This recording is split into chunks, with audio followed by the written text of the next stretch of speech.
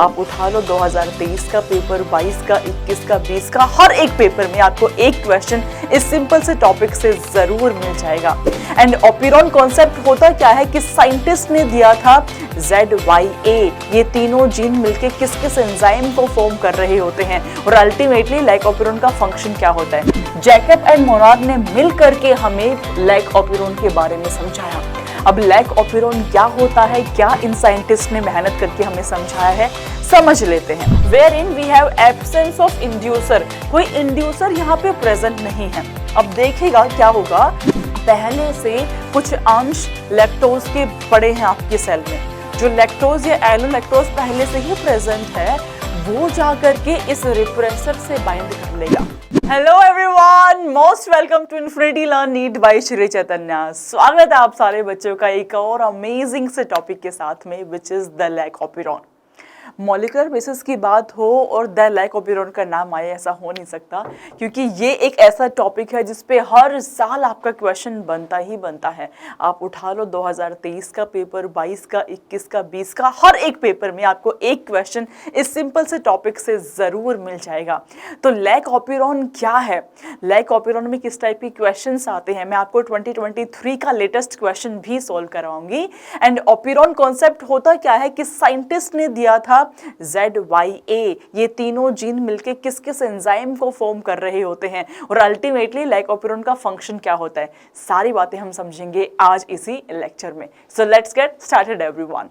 First of all, lac operon होता क्या है, किस साइंटिस्ट ने इसको इजाद किया। बच्चे, अगर मैं बात करूं लैक ओपेरॉन की, it was also a result of A close association between geneticist, दो आपके साइंटिस्ट हैं, Jacob and Monod. Jacob and Monod ने मिल करके हमें लैक ओपेरॉन के बारे में समझाया।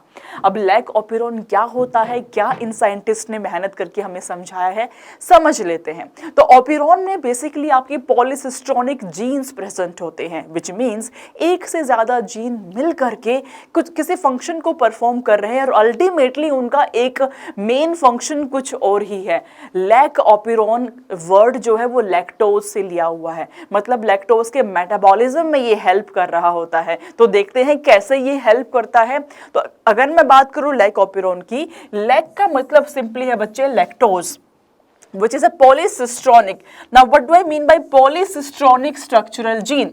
पॉलीसिस्ट्रॉनिक मतलब एक से ज्यादा सिस्ट्रॉन प्रेजेंट है, एक से ज्यादा आपके जीन प्रेजेंट है, विच मीन्स एक से ज्यादा आपके एंजाइम या प्रोटीन्स बनाएंगे और जो एंजाइम बनाएंगे उसके फंक्शंस अलग अलग भले ही होंगे, लेकिन वो बेसिकली लैक्टोज के मेटाबॉलिज्म की डायरेक्शन में ही काम कर रहे होंगे। तो जो लैक ओपेरॉन है उसमें पॉलीसिस्ट्रॉनिक स्ट्रक्चरल जीन्स प्रेजेंट है, is regulated by A common promoter, और तीनों जीन्स का एक कॉमन प्रमोटर है एंड regulatory genes.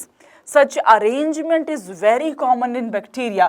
प्रोकैरियोट्स में आपको बहुत ही कॉमन देखने को मिलता है। स्पेसिफिकली हमने कहा कि भाई बैक्टीरिया में आपको कॉमनली देखने को मिलेगा लैक ओपेरॉन, इसीलिए आप इसको ओपेरॉन बुलाते हैं। तो लैक ओपेरॉन में क्या क्या यूनिट्स इन्वॉल्व होती हैं और किस तरीके से आपके स्ट्रक्चरल जीन्स पार्टिसिपेट कर रहे होते हैं, समझ लेते हैं। भाई अगर मैं बात करूँ ट्रांसक्रिप्शन की, बच्चों कलर चेंज करते हैं, यस अगर मैं बात करूं ट्रांसक्रिप्शन की, तो we have the genes ZYA, आपके 3 जीन हैं। ट्रांसक्रिप्शन के प्रोसेस के लिए हमारे पास प्रमोटर प्रेजेंट होता है, RNA पॉलीमरेज आ करके प्रमोटर के बाइंड करता है, बाइंड करने के बाद जो भी जीन्स वहां पे प्रेजेंट है उसका ट्रांसक्रिप्शन परफॉर्म करता है। That's how your transcription happens. Now ये जो लैक ओपेरॉन की पूरी यूनिट है, इसके अंदर प्रेजेंट है मेरे पास प्रमोटर के अलावा ऑपरेटर।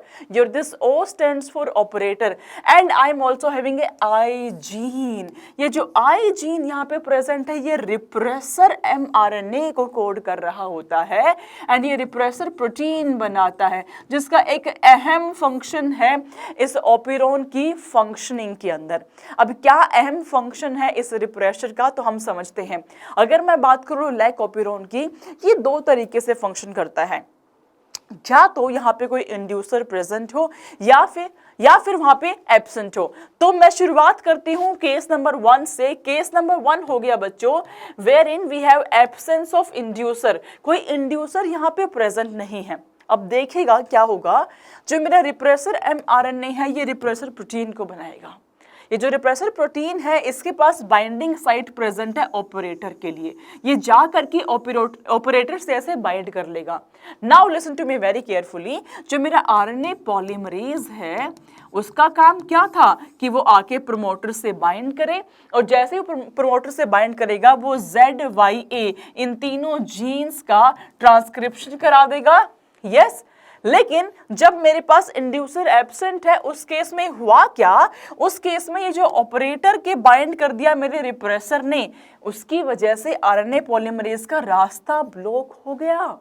अब जो आरएनए पॉलीमरेज है it is unable to bind. Case 1 में मैं लिख रही हूं मेरा जो आरएनए पॉलीमरेज है बच्चों, it is unable to bind, ये नहीं बाइंड कर पा रहा टू योर प्रमोटर। और अगर ये प्रमोटर से नहीं बाइंड कर पा रहा है, अब क्या हुआ जी, आपके ऑपरेटर में के ऊपर आपने का रिप्रेसर प्रोटीन ने बाइंड किया हुआ है, नहीं बाइंड कर पाएगा, मतलब जो प्रोसेस है मेरी ट्रांसक्रिप्शन की वो यहाँ पे नहीं हो पाएगी। तो ट्रांसक्रिप्शन विल नॉट हैपन। जो मेरा Z, Y एंड A ये 3 स्ट्रक्चरल जीन्स प्रेजेंट है, इसका ट्रांसक्रिप्शन यहाँ पे नहीं हो पाएगा। तो system, overall system will be switched of, lactose को हम मेटाबोलाइज यहाँ पे नहीं कर पाएंगे। तो इस केस में जब मेरा एब्सेंस है इंड्यूसर का, इस केस में your system is switched off, ये काम नहीं कर रहा है, there is no metabolism of lactose. Alright, चलिए जी सेकेंड कंडीशन पे आ जाते हैं हम। सेकेंड केस मेरा बनता है जब प्रेजेंस हो, जब आपका इंड्यूसर प्रेजेंट हो। अब देखिए जी, इंड्यूसर क्या है, पहले से कुछ अंश लैक्टोज के पड़े हैं आपके सेल में, जो लैक्टोज या एलोलैक्टोज पहले से ही प्रेजेंट है वो जाकर के इस रिप्रेसर से बाइंड कर लेगा, और जो लैक्टोज एलोलैक्टोज पहले से प्रेजेंट है that will behave as inducer. अब आप समझिएगा, जब ये रिप्रेसर mRNA बना, इसके बाइंड कर लिया आपके लैक्टोज या एलोलैक्टोज ने, अब क्या हुआ जी, अब ये ऑपरेटर से तो बाइंड नहीं कर पाएगा, विच मीन्स रास्ता मेरा एकदम क्लियर है। रास्ता क्लियर कैसे हुआ जी, जो प्रमोटर है इसके आके मेरा आरएनए पॉलीमरेज बाइंड करेगा। आरएनए पॉलीमरेज ने जब बाइंड किया प्रमोटर से, क्योंकि रास्ता तो ब्लॉक है ही नहीं, ऑपरेटर पे तो आपका कोई रिप्रेसर ज्वाइन ही नहीं किया हुआ है, which means there will be transcription which will be happening. तो आपका ट्रांसक्रिप्शन हो जाएगा तीनों जीन्स का। कौन से तीनों जीन्स की हम बात कर रहे हैं, हम बात कर रहे हैं Z, Y and A gene की। जब आपका Z जीन का ट्रांसक्रिप्शन होगा तो ऑब्वियसली mRNA बनाएगा, आगे चल के प्रोटीन बनाएगा, तो आगे चल के ये बनाता है beta galactosidase enzyme. Z will form beta galactosidase, your Y will form permease, ये आपका परमिएज बनाएगा, and your A will form transacetylase. ये तीनों मिल करके बैक्टीरिया सेल के अंदर बेसिकली लैक्टोज का मेटाबॉलिज्म ही करवा रहे हैं। कैसे, जो बीटा गैलेक्टोसाइडेज है इसका काम है डाइसैकेराइड को तोड़ना, मतलब इसका काम है बेसिकली ब्रेक डाउन करना। जो परमिएज है उसका काम है परमिएट कराना, लैक्टोज को किसी सेल के अंदर परमिएशन मतलब अंदर की तरफ आने की जो क्षमता होती है वो परमिएट करवा पाता है आपका परमिएज। एंड जो ट्रांस एसिटाइलेज है इसका फंक्शन हमें अभी तक समझ नहीं आया है। आपकी एनसीईआरटी भी लिखती है कि its function is unknown but it is very essential for overall functioning of the lac operon. पूरी ओवरऑल फंक्शनिंग के लिए बहुत जरूरी है आपका ट्रांस एसिटाइलेज का भी एक्टिव रहना। तो बेसिकली बच्चों सवाल किस टाइप से आता है, सवाल में आपसे पूछ लेगा ZYA क्या है, फॉर एग्जाम्पल आई के क्या होता है, ये आपसे पूछ लेगा। इस टाइप का क्वेश्चन बहुत बार पूछा जाता है एंड यहाँ से आपका डायग्राम बेस्ड क्वेश्चन भी बनता है। तो एक सिंपल सी ट्रिक मैं बताती हूँ आपको, बहुत सिंपल सी ट्रिक, इसको याद करने के लिए समझाती हूँ।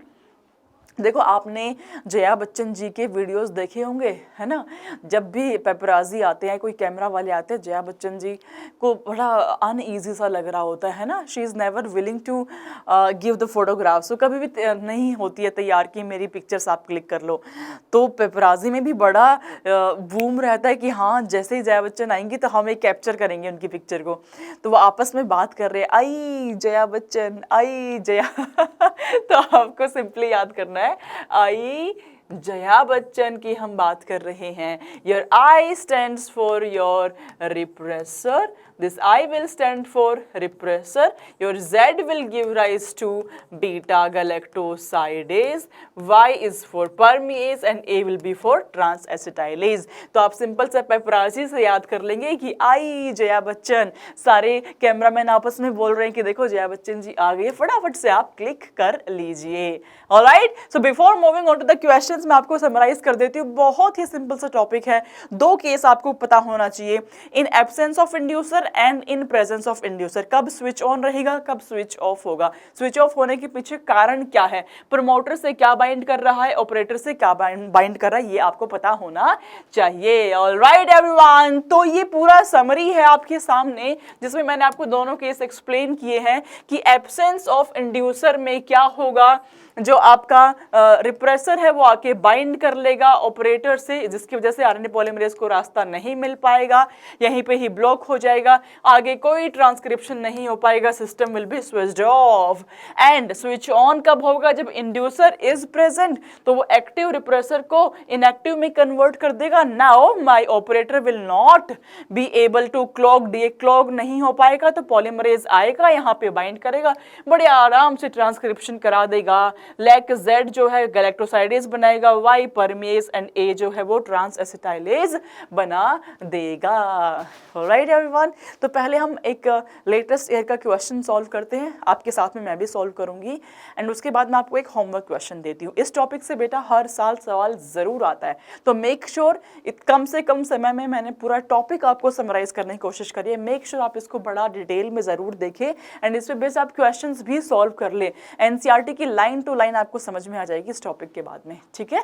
चलो, तो हमको दो लिस्ट दी हुई है यहाँ पे, 2023 का लेटेस्ट क्वेश्चन है बच्चे, हमको दे दिया है gene A, Y, I and Z क्या क्या फॉर्म करेगा, ये आपसे पूछा हुआ है। अब देखो, आई जया बच्चन मैम ने याद करवाया था, है ना, याद है, आई जया बच्चन मैम ने याद कराया था। I repressor, Z galactosidase, Y permease, A transacetylase. हो गया सिंपल, हो गया सिंपल।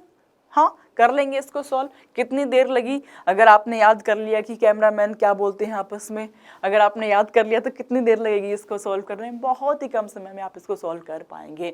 ऑलराइट, तो इसी के साथ में मैं आपको दे रही हूँ एक होमवर्क क्वेश्चन जो 2019 का क्वेश्चन है बच्चे।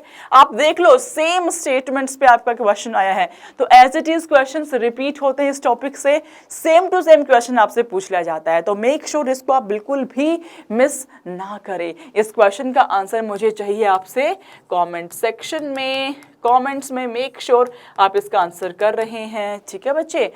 एंड कमेंट्स में मुझे ये भी आप ज़रूर बताना कि आपको क्लास कैसी लगी, आपको समझ में आया या नहीं आया।